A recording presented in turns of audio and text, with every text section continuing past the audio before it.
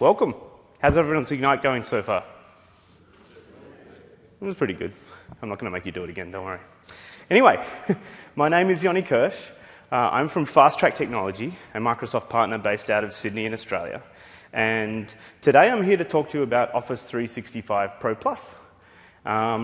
This is not going to be exactly along the same lines as all the other ProPlus sessions that we have here this week. Oh, come on. There are some great sessions here this week. My focus today is going to be around breaking down some of the common misconceptions that I hear, at least on a regular basis still. So, 3 years after bringing product to market with the 2013 version of ProPlus, we're still hearing a lot of the same, I guess, misconceptions from people out there in the IT pro community. Now, I'm not sure about this room. Maybe all of you guys are incredibly well educated and up to date on the whole ProPlus story. But if not, then I would like to think that by the end of this session it will be a little bit closer. So the format is going to be, somewhat informal, and we're going to go through some of, like I said, these common misconceptions. And I've kind of taken some notes of the things that I'm hearing on a regular basis. And I'm going to step through those with you one at a time, answer any questions as we go along. So before we get started, just a little bit of admin. Could I please ask that everybody take their mobile phones, switch them off silent, and turn them up to the highest possible volume, right? That way when they go off in the middle of the session and you kind of fumble and then answer them and go bright red, then I'll have someone to pick on, and that's going to make me feel better. So, I'd really appreciate if you can help me out with that. You can read between the lines, of course, right? Secondly, questions. If I stand up here for the next 75 minutes and talk to you and no one says anything back to me, then in my mind there are only two possible scenarios. Either I'm the best speaker you guys have heard all week at this conference, I've explained everything perfectly, and no one has anything that requires any clarification whatsoever. That's option one. Or option two is that I've done a really bad job and you guys didn't get any of it. And so, these two scenarios are going to be problematic.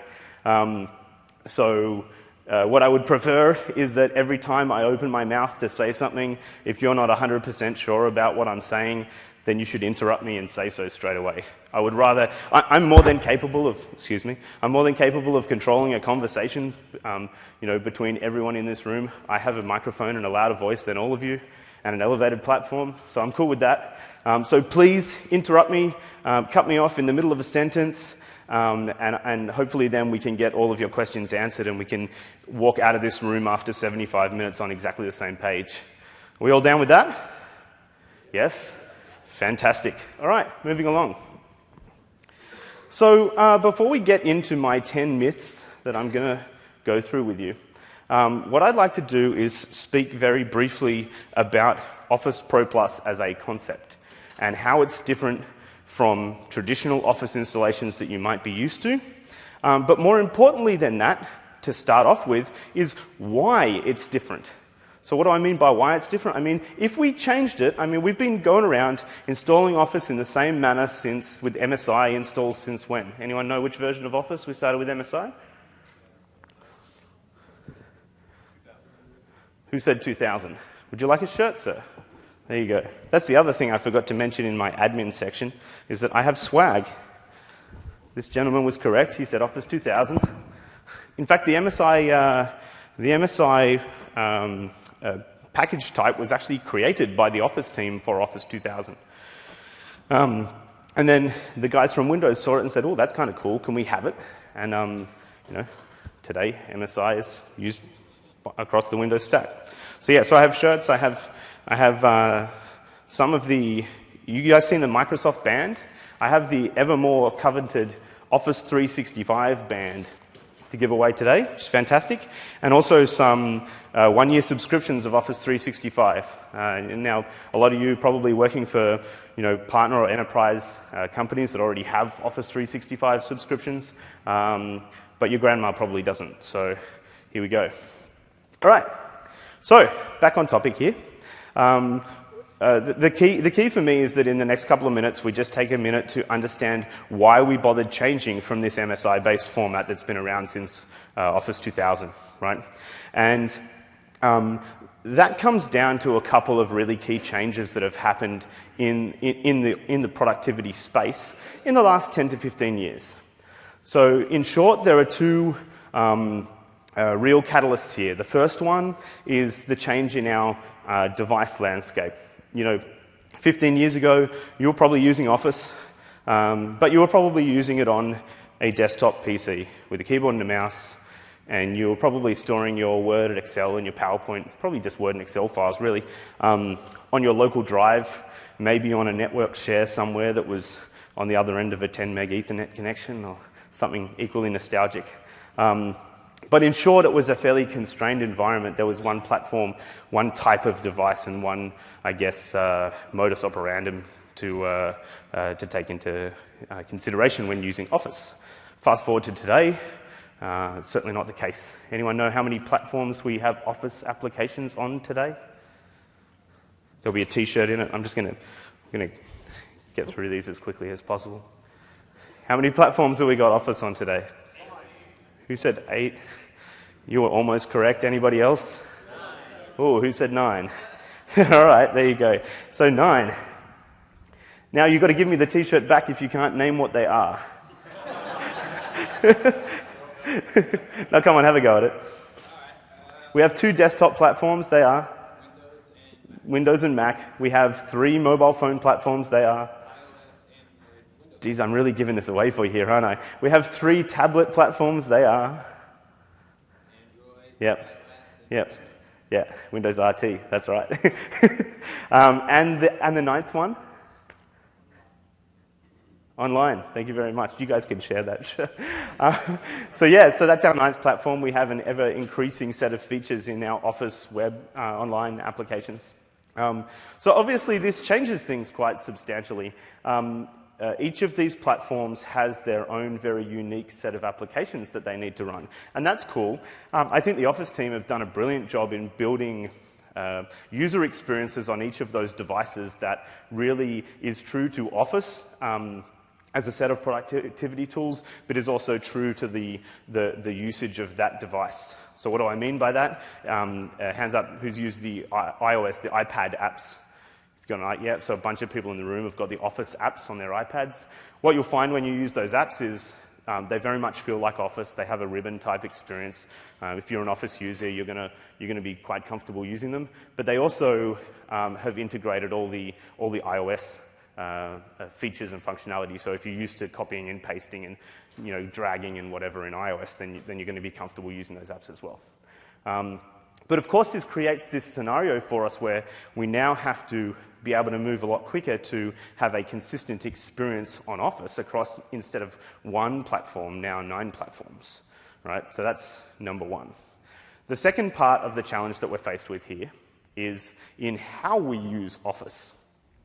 So what I mean by how we use Office, going back again 15 years ago, as I said, Office was something that we used mostly in isolation. We had some documents. They were probably either stored on our computer or at the more complicated end of the scale on a shared drive somewhere. But really, there was no other dependencies for Office that it would have in order to work. So, if I have a particular version of Word or Excel or whatever, I can open up a document and away I go. About 10 years ago, that changed. It was a little more than 10 years ago now, wasn't it? Wow, time flies. The change that I'm referring to was with the introduction of a server-side product called Exchange. And Exchange was the first server product that really changed things for Office when you think about it. It took Outlook from being something that was just a mail client, had no dependency on anything but a POP server, right? And it really built a tight client-server relationship between Exchange and Outlook. So, of course, Exchange is not going to be much good to you back in the year 2000 unless you had, or before, right, unless you had Outlook. There were some fantastic features that went above and beyond any mail system previous, but those features required that you had a corresponding version of Outlook in order for that to get that experience. As time's gone on, the same kind of experiences have popped up now across the entire Office suite. So if we have a look, the next one, Microsoft SharePoint, So SharePoint comes along and builds a very tight set of dependencies and integration between Office and SharePoint.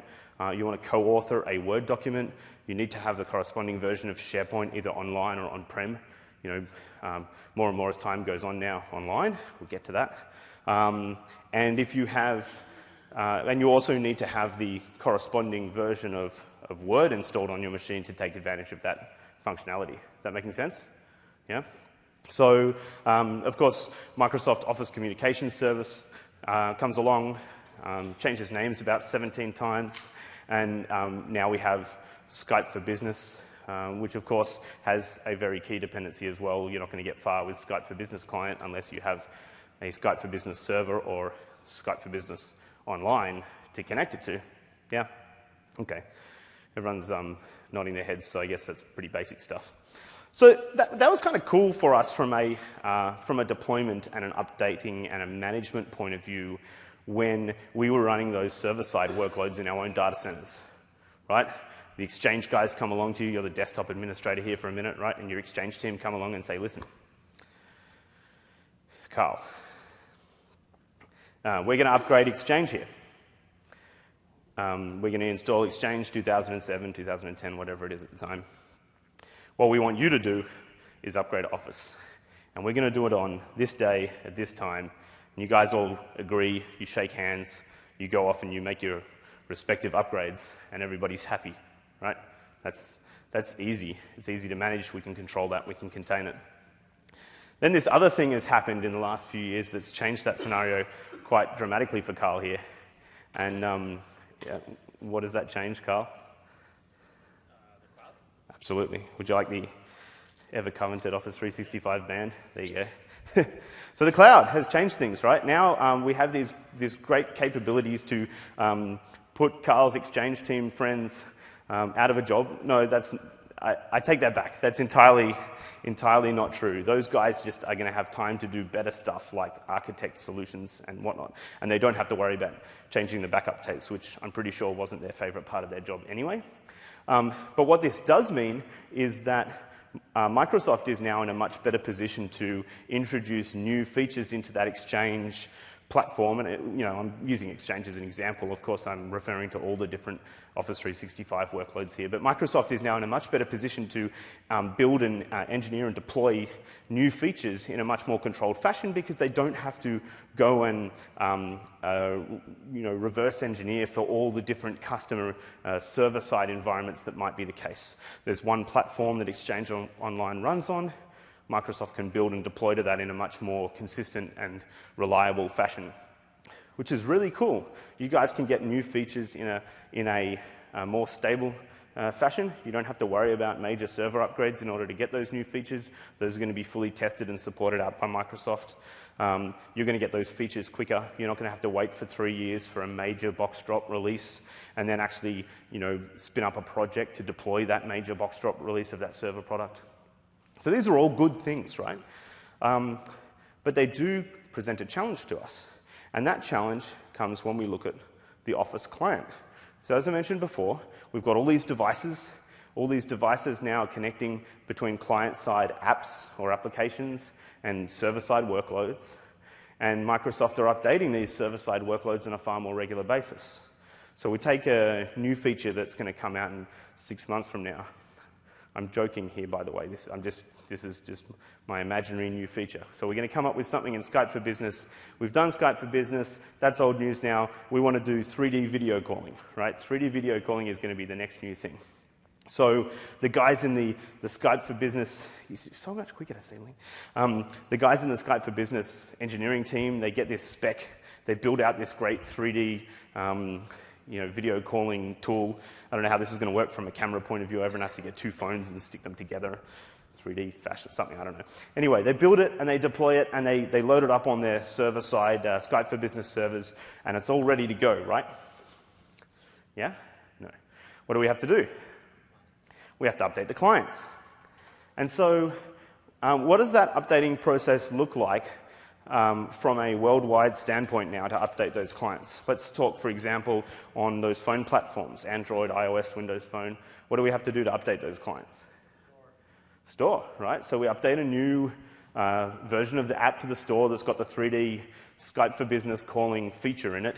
And all these phone and tablet platforms now have got automatic updates turned on by default pretty much. So we should just be able to go to sleep or sit on a beach or do something equally as relaxing and without having to lift a finger. All millions of phones and tablets around the world are going to be updating their Skype for Business client within 24, 48 hours. Some very reasonable and easy to achieve number of days, right?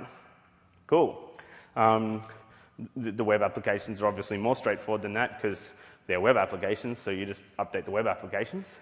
And now we're left, I'm kind of purposely leaving the Office for Mac side of things out, but that is what it is.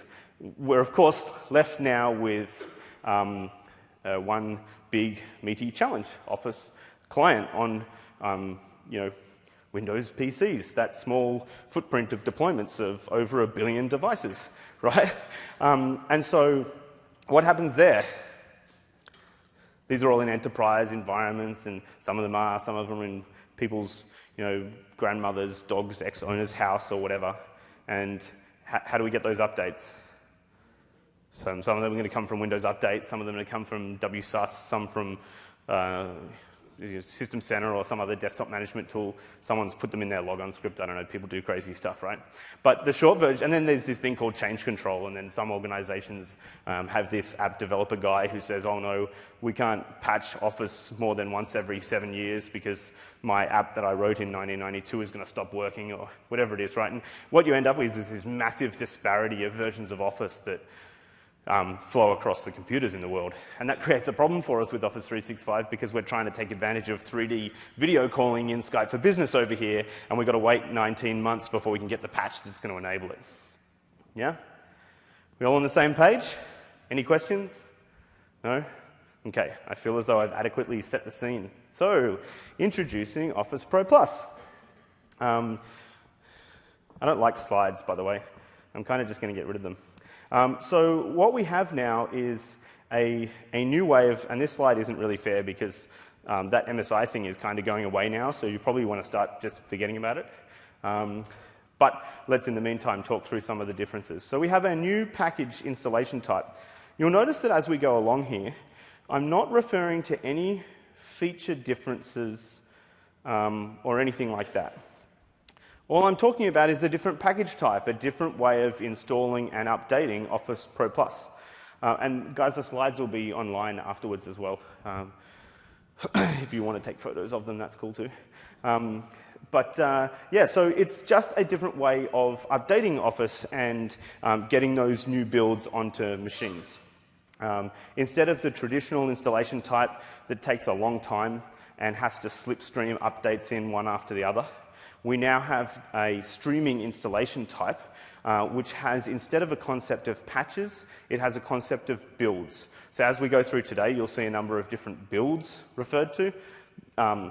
Office Pro Plus has builds, and those builds are streamed down. So if you don't have Office Pro Plus and you stream down a build, you're going to stream down the latest build or the latest build that your company has approved or whatever that is. And then if you're updating from one build to another, it doesn't matter for the most part how many builds you skip, you're always only going to be one action away from updating. So if you don't patch your Office 2010 installation for 3, 4, 6 months, and then you go to patch it, there's probably 70 individual patches that you need to apply, and a lot of those patches will contain duplicate information. Now you simply are looking at the difference between version A and version B and downloading the exact binary delta between those two versions. So we'll go into a bit of detail in a minute as to how you download it, where you download it from, and all that stuff. But the crux of it is that you're only downloading the exact binaries that you need to come from the version that you have to the version that you want. Right? So it's a much more efficient process. Your network administrators will love you if you do it right. Machines will be updated more efficiently, more quickly, and you'll be able to make 3D video calls to people before you know it. Woo! So, okay. Actually, the one other thing I do want to mention that makes Office Pro Plus differ from Office The MSI version is how it's licensed. So how you get Office ProPlus will determine, or how you get Office will determine which version of Office you get, i.e. the MSI version or the click to run, which is the technology, the ProPlus version of Office. It's interesting to look at that in that we should probably understand exactly which SKUs or versions of Office come with ProPlus and which ones come with the MSI-based install. So what you can see up on screen now are all the different SKUs, and I just realized that some of those A SKUs have now been turned into E3 for education, so sorry for that. But that's pretty much all the SKUs that you can get Office Client with. Anyone want to guess how many of those use the Office ProPlus install? Yeah, close. So basically all but two. So the ones that don't, the ones that use MSI are Office Professional Plus. See, nothing to do with Office ProPlus. Office Professional Plus, totally different product. Not confusing at all. Office Professional Plus and Office 2013 Standard. Those are the only two products that use the MSI install now as opposed to the click-to-run install. So even Office Home, you go down to Best Buy or your favorite retailer. Best Buy is the only one I know in America. And you buy Office in a box, home, student, whatever it is. There's nothing in there. It's Office ProPlus. It's going to stream from the web. It's got an activation key. They're all click-to-run builds except for these two. There is only one channel that you can buy these two MSI-based versions of Office from. Anyone know what it is? Yeah, so you guys were all right, so I'll accept all of those as right answers. The answer is volume licensing, right? So select, open, enterprise agreement, those kind of things. So you have to go out and really ask for it. Interestingly, if you consider the fact that the Office 365 ProPlus is in there somewhere, if we go back to all of these, where is it? There's a standalone, there it is, I found it. So can you see this one here, Office 365 ProPlus? That's the standalone Office 365 license that just includes the client applications, no Exchange or SharePoint or everyone. That will give you 5 installs per user as opposed to 1 install per device. So, a lot of organizations that are buying Office 2013 Professional Plus through volume licensing would look now to buy Office 365 ProPlus. To be honest, most are getting E3 and then looking at the other workloads. But just talking about Office, that one there is the one that would, likely give you much more value for money anyway. So, any questions around the product types and how they hang together and how you can buy Office ProPlus?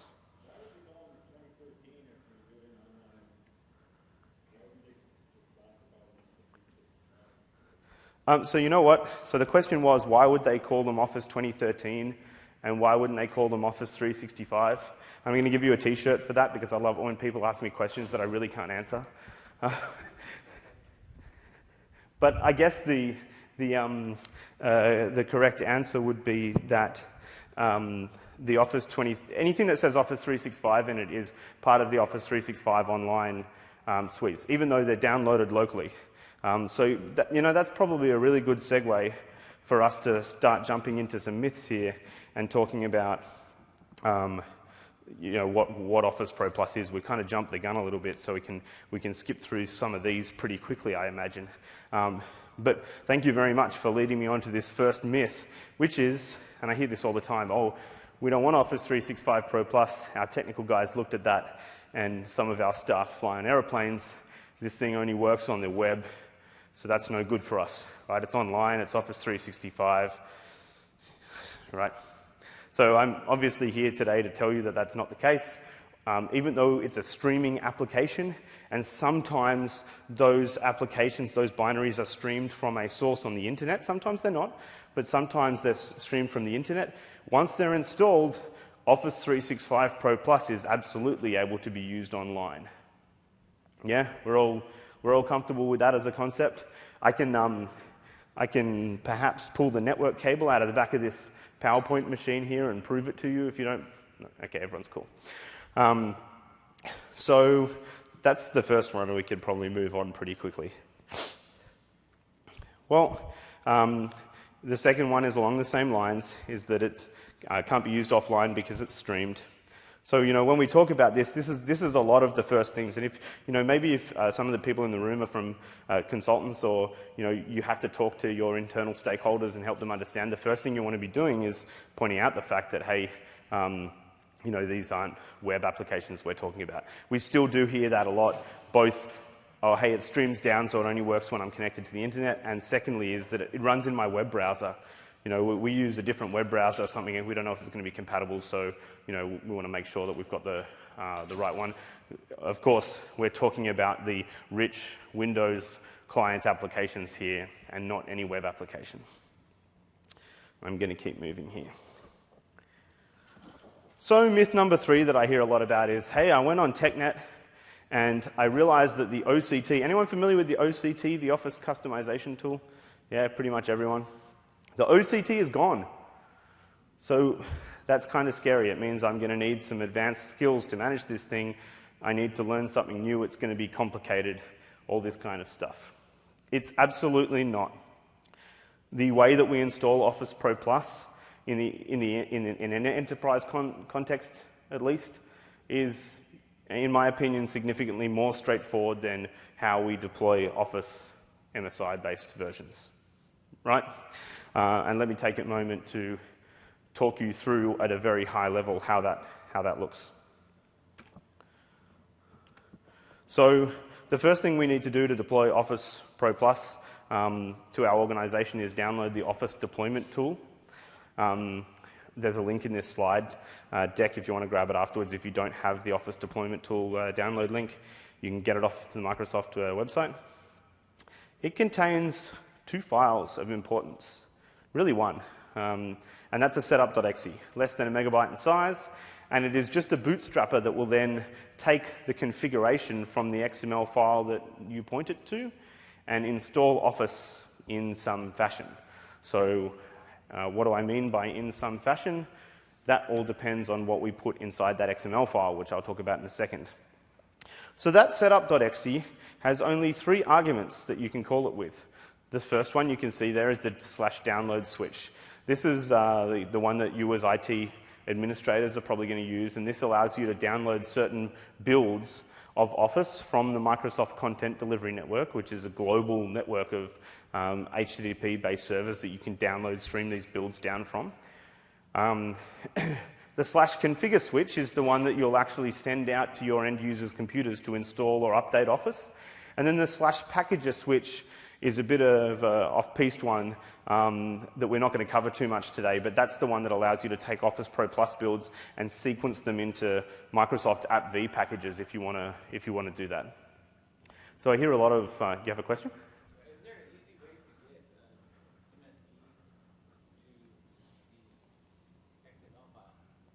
Is there an easy way to get?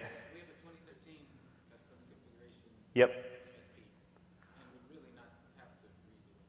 Oh, okay. So the question was, I'll repeat it for the audio. The question was, if you already have an MSP file, so a configuration file that was created using the Office customization tool for 2013, is there an easy way to convert that into an XML file to be used with Office ProPlus? And the answer is no, but I'm going to color that answer and explain to you why. The reason it's no is because the Office customization tool was charged with allowing you to configure not only the install time behavior of Office, i.e., what applications it should install and where it should install them and where it should log to and all of that kind of stuff, but it also controlled the configuration of Office on that machine once it was installed. So, there were 4,500 settings that you could configure in the OCT to make it look and feel exactly how you wanted. But that was a duplicate of what you could do, in fact, all of the same things through group policy as well. So we've simplified things with Office ProPlus, particularly because of the dynamic nature of how we're deploying and streaming updates. And we say now that you should do all of that runtime configuration, so how Office should look when it's running on a machine. You should do that through group policy or security policy on non-domain shown machines. And the XML file that we're referring to here is only charged with the install time behavior. All it cares about is what we should install, where we should install it from, and whether we should do updates afterwards and where we should do those updates from. So let's take a minute now and kind of step through that and how it looks. I have a couple of sample Office configuration files over here. Is that text big enough for everybody to see? Yeah? Cool. So what we're looking at here is probably one of the most basic installations of Office that you would need. You probably take that out. So if we take that out, what we're looking at here is a simple configuration that will install Office, ProPlus in the English language, and that's about it. You can see here, it's very easy to modify this. If you wanted to add an additional language, you just add the language, duplicate this language node and add it in there. If you wanted to add another product, I've actually got a few examples of that here. You can see that we've got Office Pro Plus and Visio Pro Retail here. And this one, good for example, would be Project. Then you can add those very simply there as well. And that's about all there is to it. You can see there I can call a version, I can specify a certain version to be installed, whatever the case might be.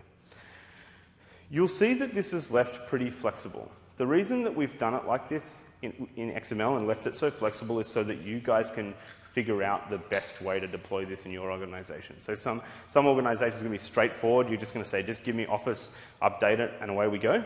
Some organizations are going to have more complexity. I need to have different language support. I need to make some on-the-fly decisions at install time as to whether I want Visio or Project, or if I want Spanish or Japanese or whatever.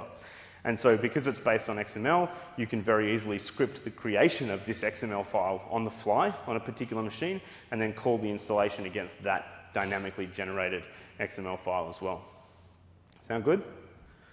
So, I'm not going to go through all of the different install configuration options here. There is another session. I think it's already happened. I'll get to that at the end of the deck, that covers all of the installing Office with ODT options in more detail. So if you didn't catch that and you want all of those details, I'd rather keep the time in our session and refer you to go back and watch that video.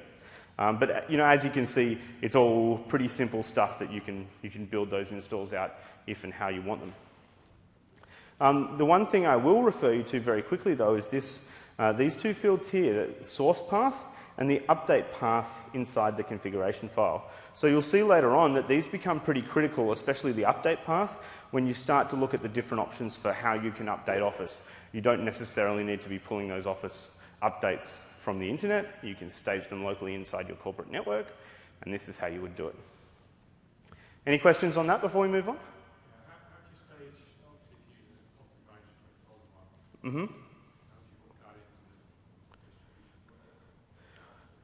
So the answer to that is myth number 4. I can't deploy or update Office 365 Pro Plus from on-premises with SCCM or other deployment software. So I think you probably deserve a prize for segueing us onto the next myth as well. Do you like a t-shirt? Yeah. Thank you. So that's a really good question. How do we, can we do this? Can we stage these updates with SCCM or another tool? And the answer is you absolutely can. There are a few different ways that you can configure Office to install and then subsequently update through SCCM, and that's kind of a bit of an evolving story. So I'll share some future stuff with you in a minute as well. But in the first instance, what you can do today is you can certainly use SCCM to trigger the deployment of that Office install in the first place. You have some decisions to make. If those in the room who are familiar with SCCM will understand the package and the application models. And so in the first instance, you can download that build of Office that you want to deploy. You can build your XML file just like this. If you don't specify a source path here in your XML file, such as the one that we have in this example, then Office will look for an Office folder alongside the setup.exe. So see here, I'll zoom in so you guys can see better. Right, so we have our setup.exe here, and if we don't specify a source path, Office will look for this folder here, and it will look for that folder to contain a data folder with the build of Office in it. So this is the build that I've downloaded from the CDN, and if we don't specify a source path, Office is going to look here. So to answer your question, if you want to deploy with SCCM, you need simply to take this folder here with the setup.exe, the config file or config files, and whatever builds of Office you want, stick them in an SCCM package, distribute them out to your DPs, and create a deployment to push them out up the back. When are you going to support true software updates within SCCM? Right now, to update it, you have to do patches. Yeah. So the question was, when are we going to support true updates through SCCM? At the moment, you have to deploy it through packages. So let me put a bit of context around your question, and I will answer it. You don't necessarily have to use packages to update Office today. That is one option. So as a new build comes out, what you could do is you could download that build from the CDN. You could update your SCCM package with that build. Hopefully you were clever and you clicked the compress button on that package. You could then distribute that updated package out to your distribution points, and you could rerun your setup.exe. So one of the ways that you can deploy updates to Office is you can turn off its automatic updating method, and you can rely on your SCCM platform to rerun this setup.exe file with the new package sitting next to it, and it will do that same binary update to your machines. A couple of caveats around that particular method. Number one is make sure that you don't tick the box that says download content locally and then execute. If you do, you'll be downloading the whole build of Office to your SCCM cache before you run it, which is going to remove all of those advantages that you have from having that streaming binary delta update. So if you click the run directly from the distribution point, those machines are going to run that update directly from the DP. They're only going to do that binary delta update. So is that what you're doing today, sir? Right. But that's kind of labor intensive, right? Every time a new build comes out, you need to run that download script. Or, I mean, you could script it to happen automatically, but it's not efficient.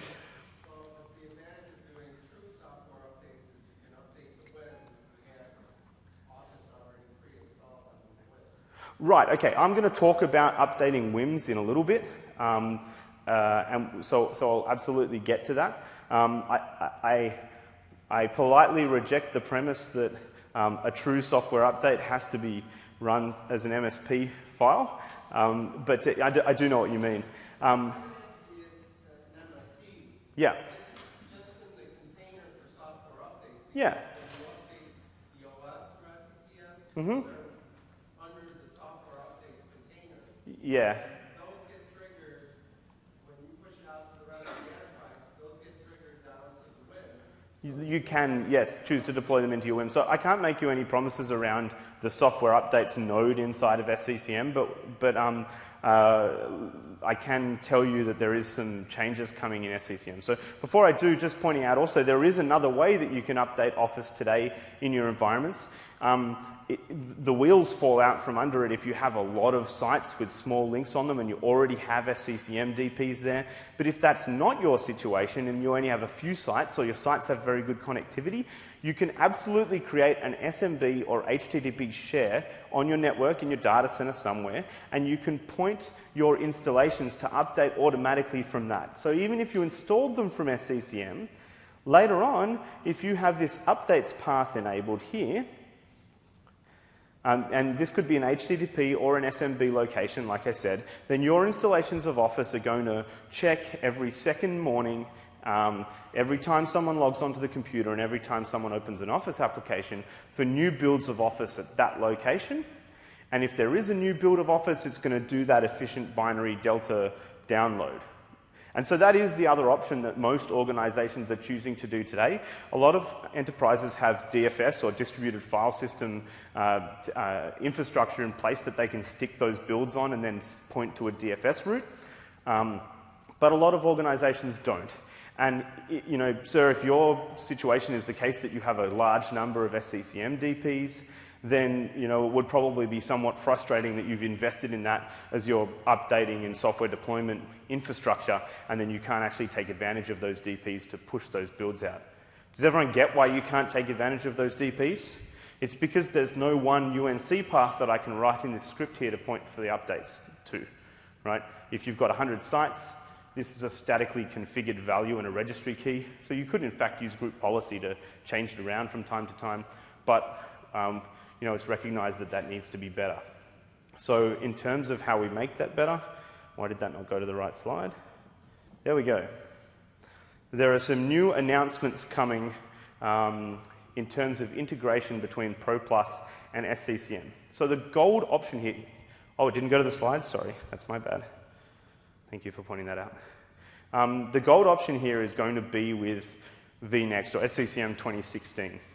And so, you know, watch out for more announcements on this, but what has been committed to is more tight integration between Office ProPlus and SCCM, and a much smoother delivery of being able to download those new builds and deploy them out to machines through your existing network of DPs. So you ought to be able to say, all of my DPs should get these Office builds, or these DPs should get these Office builds, and then have them install using the more optimized Office ProPlus updating engine. But the key is that that integration requires some, that functionality requires some integration between the Office ProPlus updating engine and the SCCM agent.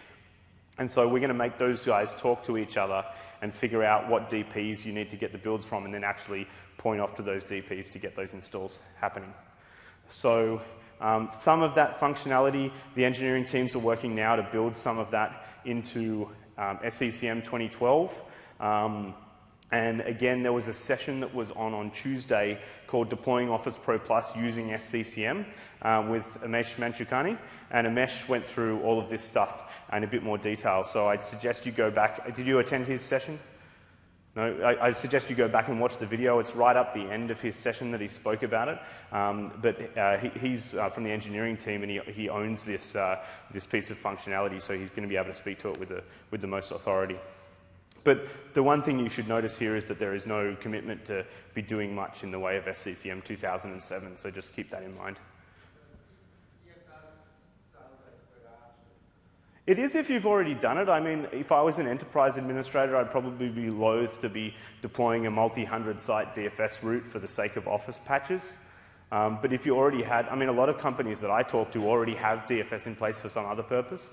And so if that's the case, adding another folder inside there is not really a big deal at all. And that's valid, even when the SCCM stuff comes in. You know, some companies, if you had DFS and not SCCM, then that would be a great option for you. It would be very easy to implement. And we've done it a few times like that in, you know, global organizations. So, another question. When these builds get installed, is it similar to software updates where it's in the foreground and then there's a reboot afterwards? Oh, that's a very good question. Would you like a watch, or would you like a T-shirt for that one? Or maybe a copy of Office? Copy of Office? Thank you. So the question was, what happens with updates? Is there reboots required? Do we have to close Office applications whilst they're installing? All that kind of thing. So that's a pretty good story, actually. The ProPlus updates, for the most part, will happen inconspicuously in the background.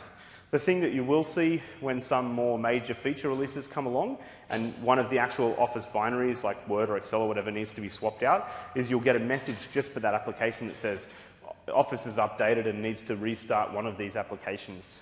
And it will just restart, it will just make you restart the application that it's patched. So if you're running Excel and Word's been updated, it's not going to make you do that. It probably happens a couple of times a year that you'll need to restart one or more of those applications. And very, very, very infrequently would you ever actually have to reboot, to your question. So, you know, there could be a scenario where a reboot's required, but for the most part, because of the way that Office is streamed down and isolated, there isn't much registering of DLLs and whatnot that has to happen at boot up time. So, for the most part, it's the worst case scenarios that you'd have to restart a particular Office application rather than rebooting. Cool? Is that going to work the same way for the new Office 2016? Absolutely. So Office 2016, the biggest thing that's really changed about it from an engineering standpoint is the last two, or the last digit in the title. And this is kind of all part of the story. So I think what you've done is you've just really articulated part of the value proposition for Office 365 Pro Plus, and that is that when these new builds come out, Office 2016 is it's a change in product version because we still have that kind of MSI-based install that we need to support. But as time goes on, we should see the flattening out of these kind of major release ideas. Office 2016 is going to be a fairly minor update for Office Pro Plus when it comes along. It's the same packaging technology, the same build. It should just stream down as an update. You'll turn on your computer one day and you'll have it. Anyone running Office Pro Plus on the 14th of last month? Yeah? Do you guys notice anything happen? Skype for Business, right? So that was, you would think that's kind of a major product update, but basically what happened is it streamed down in the background. You close Link and you start it up again and bam, the logo changed and now it's Skype for Business. And so we're able to make these changes in a much more non-disruptive fashion. So that's really the concept here, is that large enterprises don't have to spin up projects and spend perhaps millions of dollars to upgrade Office from one version to the next. These versions should be, the version changes are really isolated features that are changing, so we don't have a big set of hundreds of different changes from one build to the next that you have to go and regression test on a single day. Yes, sir?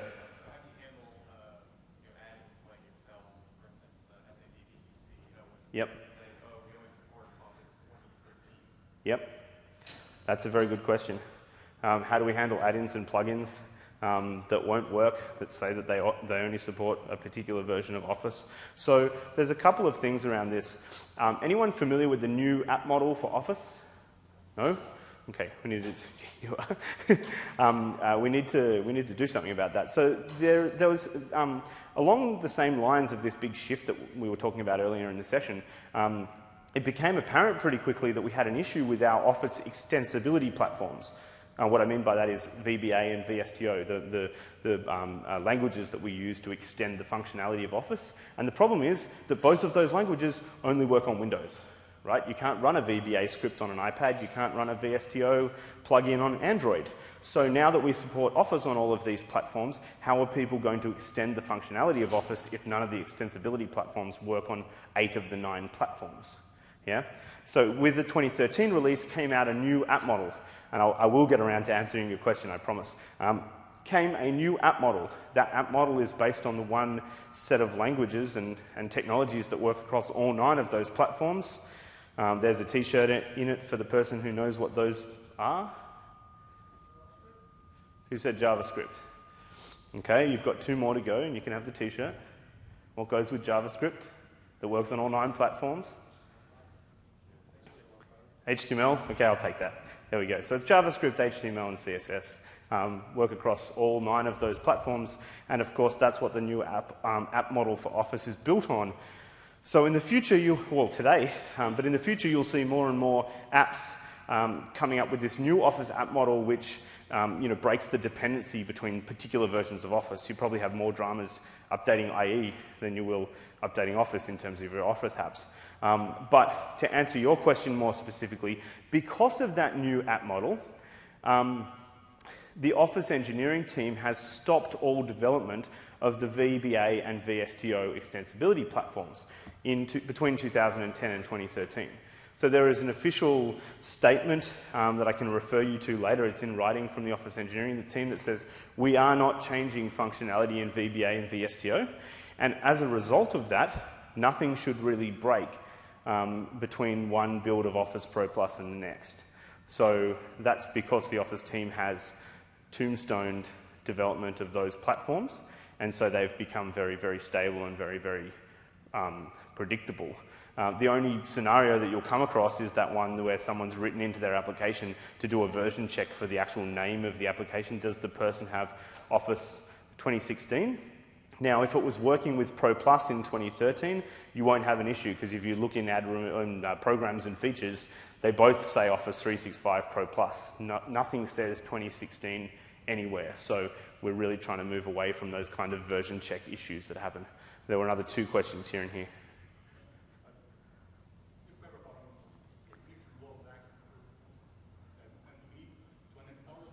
Yep.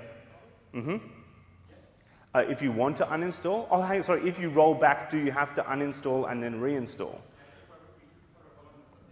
Yeah.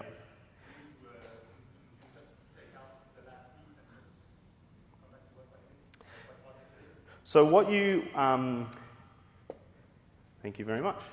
Myth number 6. I can't control when updates are deployed, and I can't control versions, and I can't roll back. So, of course, you absolutely can control those versions, and you can roll them back like you said. The way that you would do that is simply to specify the version that you're after in your config file over here, like this particular version. So if we look, this version actually is the version before the current release on the CDN today. So if I ran this setup.exe, I would then have that version, and no, Office will do a, it will reverse out to the previous build in the same fashion that it installs to the upgrades, if that makes sense. The setup, yeah. Yep, or you can, it is possible also to change the version registry key or group policy setting on a particular set of machines, and then when group policy, next time the Office updates run, it'll actually downgrade to the previous version. That got introduced late last year, and I haven't actually played with it too much, but certainly you can rerun the setup.exe and specify a particular version, and it will force downgrade to that version of ProPlus. So, oh yeah, and your question here, sir? Talking about different versions and plugins and stuff like that. Yeah. ProPlus works side by side if you still need to keep some kind of Excel version for a specific plugin or something like that. Yeah, so the question was, will Office ProPlus run side by side with older versions of Office?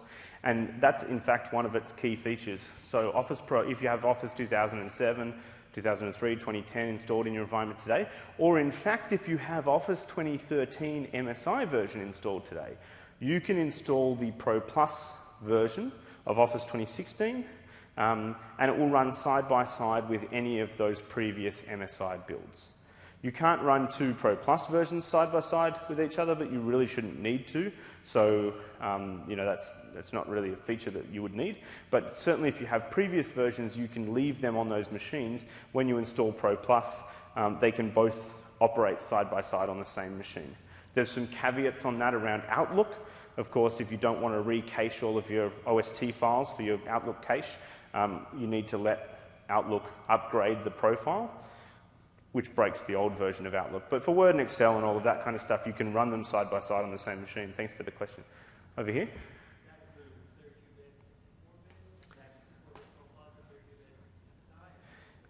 There are some scenarios there that do work and don't work.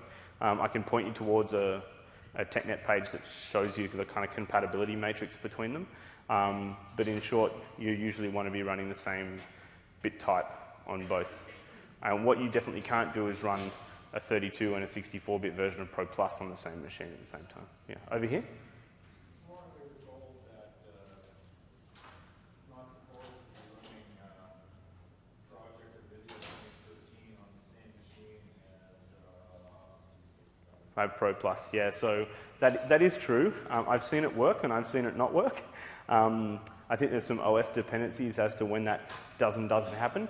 Sorry, I should repeat the question. The question was, is it possible to run an MSI version of Project or Visio on the same machine that has a ProPlus version of Office on it?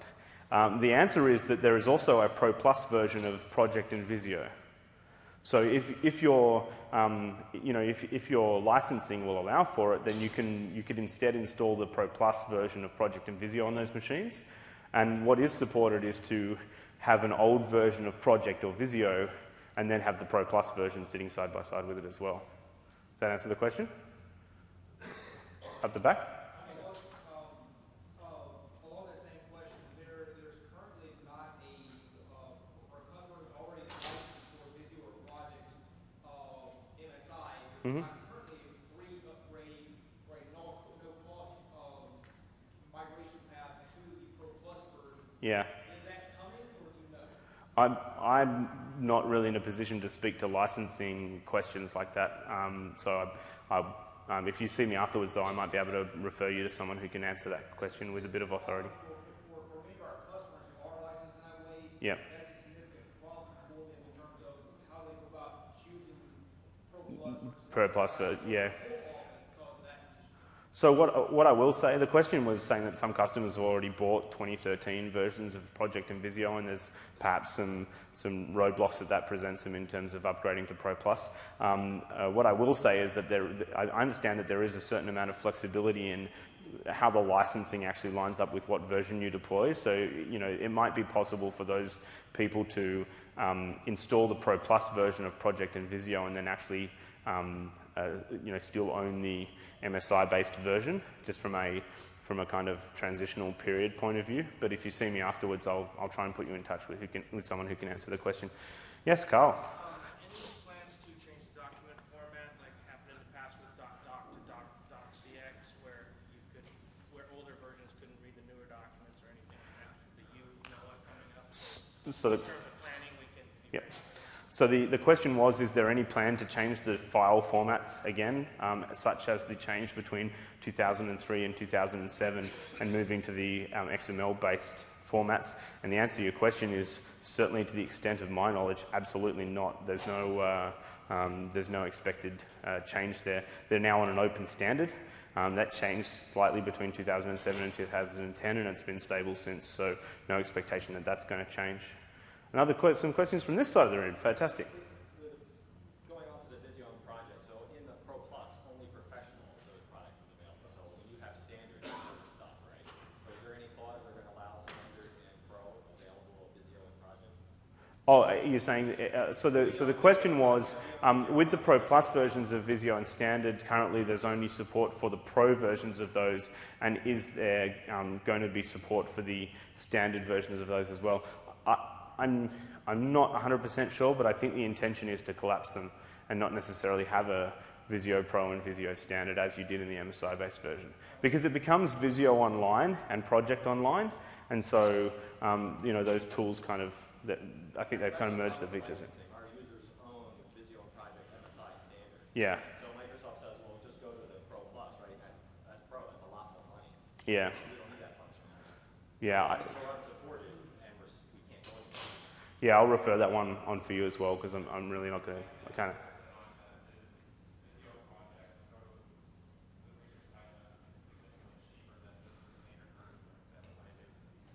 Oh, so from your research, the Pro Plus version was cheaper than the Pro MSI version? Right, okay. And please don't quote me on it, but I do believe the intention is for that purpose, to make them down into a single SKU on the Pro Plus versions. The MSI you can run perpetual, right? You're not paying every year, right? Our business likes Yeah. one-time cost, Yeah. until it dies, right? The subscription model doesn't allow for that, right? Yeah. That's constant. So then let me refer it, like I said, because there might be a way for you to get around that. Project, they like to lag. Yeah. Office, they like to keep up to date. Oh yeah, no, I understand. That makes sense. Yeah, I'll refer you on for someone for that. Behind you. As an example, let's say you had Office Pro Plus Hmm. and Visio Pro installed on the machine. Hmm. And the first update scenario you talked about was to do a reinstall by rerunning setup or Office. Yeah. To be clear, it doesn't actually do a reinstall. It just does an update. It's just rerunning the setup.exe. But please go on. Now, if you have a scenario where you have Office 365 Pro Plus and Visio, Hmm. and would you have to have the XML file reflect those products, or you can simply have it like the one on the screen right now? Oh, right. So the question was, if you've installed Project in Visio, so say like with this XML file here, you've installed Visio and Office, and then you want to run updates using the rerun setup command, would you need to specify the products that you wanted to update? And the answer is no. You could in fact delete all of the text that I have highlighted right now, and it would still run. Because those add and remove nodes that you see there add and remove products, and they don't necessarily, if you're not adding or removing a product, you're just telling it to look at what's already there and then rerun updates from that location. So it has to be correct as far as 3264-bit, what path we're going to. Yeah. And then you have to be correct whether or not you're enabling shared activation, correct? Oh yeah, absolutely. When you run an update? Yes. No, you shouldn't do, because if you don't specify the shared activation node, and we'll come to that in a second, I'm actually going to refer you to another session on shared activation, but if you don't specify that node, what those nodes do is they just set registry values when you run them. So if you don't change them, then they don't change. If they're already set on a given machine, they'll stay the way that they are. All right, it's a little confusing because it's actually told the exact opposite. Really? Yeah. And then I noticed in Mesh set the other day, all you have to do is set the registry value. We were specifically told.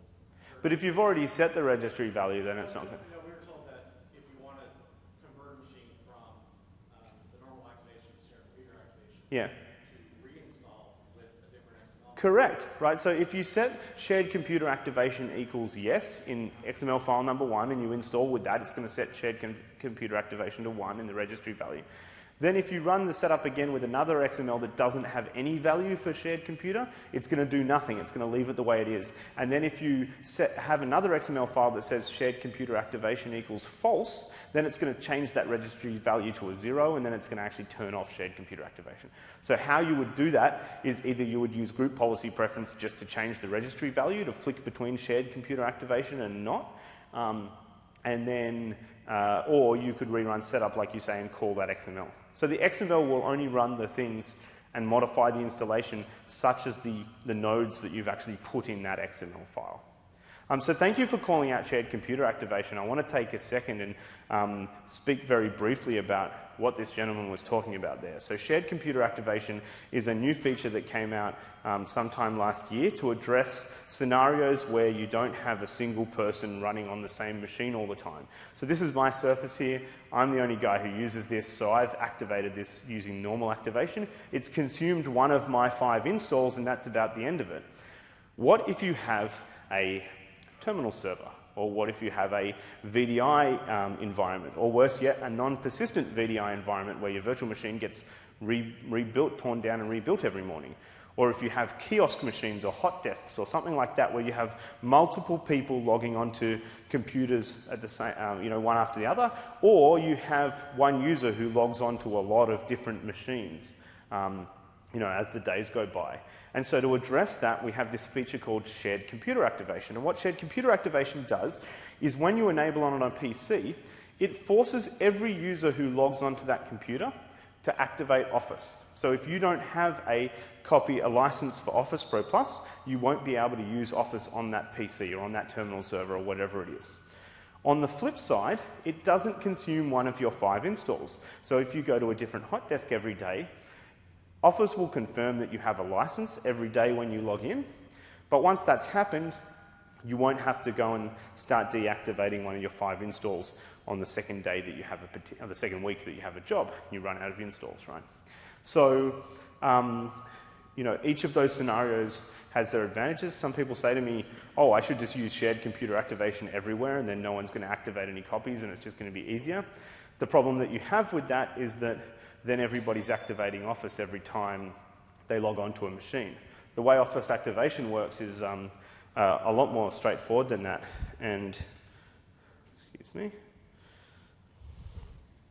It works like this. When you this is in normal activation mode. Your initial registration, you'll be prompted for credentials, or if you're in a federated environment in your enterprise and you've got it set up with ADFS, it will grab your credential from your Windows token. And Office takes that and authenticates against the Office 365 licensing service, or OLS.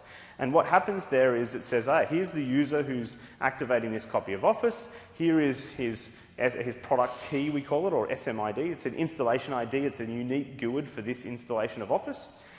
And in the Office licensing service, that product key is then associated with that user, and that user has one of his 5 installs consumed. Now what happens every day is that Office sends a ping back to the OLS and checks if it's still activated.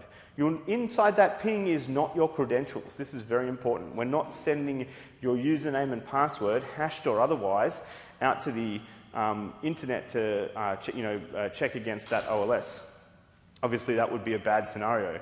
The Active Directory specialists in the room would, I'm sure, agree that you wouldn't really want your hashed usernames and passwords being sent up to the licensing service from every user every day. So we're just sending that product key. We're saying, hey, OLS, here's my product key. Am I still cool? And if that key is still against a valid user, OLS says, yes, you're fine, keep working. And if that installation has been deactivated or if that user has been disabled, the OLS says, no, you should go into unactivated mode. And then you've got, an amount of time, 7 days, 14 days, 13 days, to activate with a new user, and everything will be fine.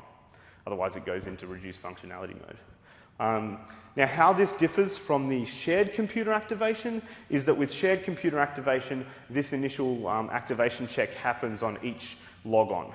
So you get the advantage that someone can log on to 50 computers over the course of a year and not consume all of their installs, but the trade-off for that is that you need to check that every user who logs onto that machine does in fact have a valid license. Any questions around shared computer activation? Over here. So what does that look like for the actual user when they're accessing a shared non-persistent API? Yeah, so the question was, what is the user experience when someone accesses a non-persistent VDI, for example? And so the answer to that depends on how you've set up your identity. So if you're using straight cloud IDs, and you've created an account for everyone in Office 365, you probably don't have a non-persistent VDI environment if that's what you've done, if you know what I'm saying. That's like your small and medium business type solution. Then the user would see a logon prompt and they'd have to punch in their username and password each time to activate Office. If you've got federation set up and directory synchronization and all those things, if the stars have aligned and you've got it all set right, they shouldn't see anything. It's just going to take their Windows token and it's going to check that against the OLS and make sure that they've got a valid license, and then it's not going to present anything to them. If they don't have a valid license, it will prompt them. Is there a licensing option for being able to better support kind of more like a hoteling situation where you have 3 shifts sharing one device? 3 shifts sharing. Well, wouldn't that SCA be that? Oh, but do those 3 people always use the same device? They have a bunch of different... So that's your hot desk scenario.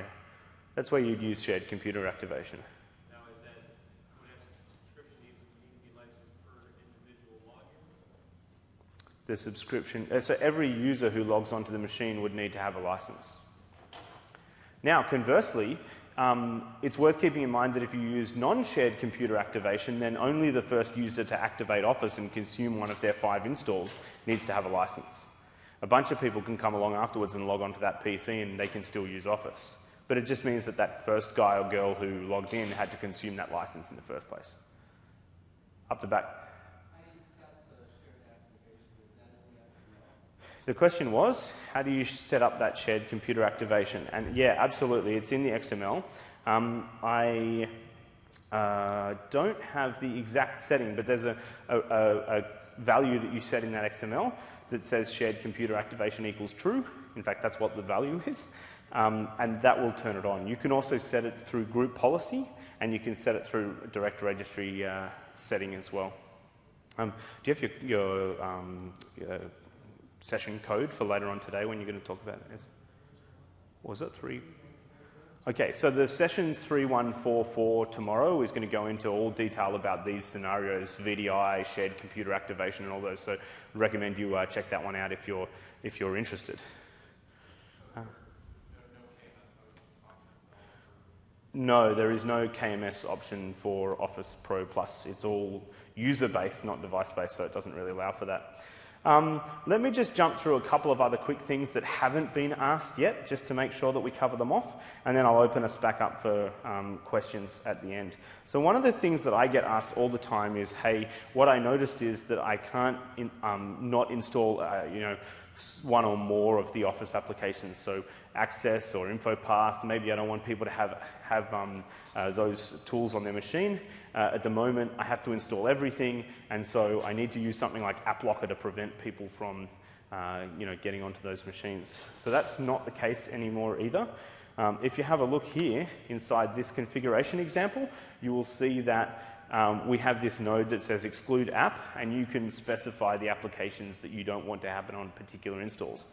Keep this in mind with what I said earlier around being able to dynamically create these XML files. So you might have something that has a base XML. You could very easily create a PowerShell script that uses the built-in XML manipulation commandlets to look on a particular computer to see if it has Access, the previous version of Access installed on it, and if it doesn't, then set this exclude app node, and if it does have that, you don't set that node. So that's something to think about, is that you can actually dynamically modify these XML files on the fly to support different types of installation. Doesn't an online repair though put all that back? Doesn't an online repair put those installations back? I think we fixed that. Yeah, I think we solved for that. Oh, this is on 16? No, I think it's on a 15 build that we solved it. You've got the latest build and it's still not there? See me after, I'll clarify for you. Okay. Yeah, at the front. We have a mix of E1 and E3 users. Uh-huh. For the E3 users, we're installing ProPlus. E1s just go to the web. Yep. So we're installing Office 365 ProPlus per user, not for the system. Mm-hmm. For any sort of shared systems. Well, if I get on that computer as another E3 user and try to install Office, what happens if Office is already installed and it runs again, like for a different user on the same system? So hang on, so how are you triggering that update to happen? Either through the web or I can do it through the SCCM portal. Yeah. So you've got a configuration in your SCCM portal and people can go into Software Center and click on install. So the question was, what happens if I run an install of ProPlus when one's already there? The answer is, it will do the following. It will check the configuration and make sure that it lines up with whatever XML configuration you have set inside that install. So assuming that you're running the same install that was run last time, those configurations will be the same in terms of what apps are installed and what SCA is turned on or whatever. So in that case, nothing will happen. And then it will check if the build matches the one specified. So when I mean the one specified, in this example up on screen here, there is no version specified, so it means the latest version at that source path, if you called your server 01. And it would then check if that build is the build that you have on your machine. It will do an in-place streaming update if it's not the same, and if it is the same, it will do nothing at all. So for the other, like both users then will have access to it? Yeah. Well, but only one guy needs to install it in the first place. Then the next girl that comes along, she logs onto the computer, and she can access it as well. It's an install per device. It's not an install per user in the context of Windows. You can, but if you wanted to do it that way, but by default it's going to install per device. Yeah, and then everyone will see the logos. Make sense? Yeah. Now, technically speaking, if your E3 user came along and went to Software Center and installed ProPlus, and then activated and consumed one of their 5 installs, and then the next day your E1 user came along and logged onto the computer, she would be able to use that installation activated because user number 1 with the E3 license had already activated that machine. So we're not passing, I thought you could pass credentials up to... Only with shared computer activation. If you haven't set shared computer activation and your E3 user has activated Office and consumed the license, and it's still a current valid license, anyone else who logs onto that machine will be able to use Office. I'm not talking to you about what the product use rights say, I'm talking to you about what technically happens. Okay, guys, so we have about 2 minutes left before we're out of time. Is there anything else that anyone would want to raise to the entire room? I'll hang around here afterwards if there's any other questions that you want to beat me up with. Ask me. But in the meantime, is there anything else that we should go through? Yeah, over here. Guidance around the architecture still the same as the old Pro MSI edition, so even on a 64-bit box, it's still not 32-bit edition. Oh, that's a very good question that deserves a watch. Thank you very much. So the question was, is the architecture in terms of bitwise architecture advice the same on ProPlus as it is on the MSI version? And so what we mean by that is if you run a 64-bit machine, do we still recommend that you run a 32-bit version of Office? And the answer is yes. The applications should behave exactly the same with add-ins and plugins. So the reason that recommendation has been made for so long is that there's a lot of add-ins and plugins, third-party stuff that doesn't work with the 64-bit version of Office. And so the recommendation has been to run the 32-bit version of Office, and that holds true today.